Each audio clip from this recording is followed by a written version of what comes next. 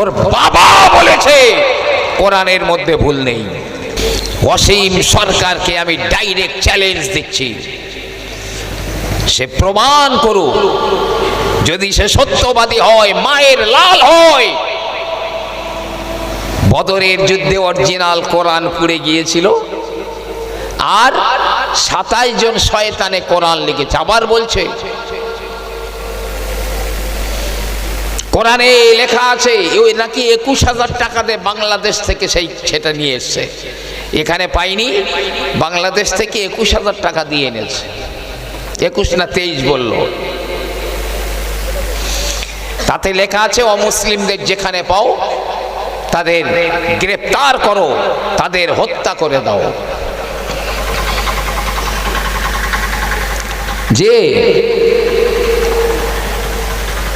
কোরআন নাজিল হয়েছে কিভাবে? অসীম সরকার একজন বিজেপি বিধায়ক, তার ভিডিও আপনারা দেখেছেন, যে এ দেশের দুশ্মন, শুধু মুসলমানদের নয়, দেশের দুশ্মন।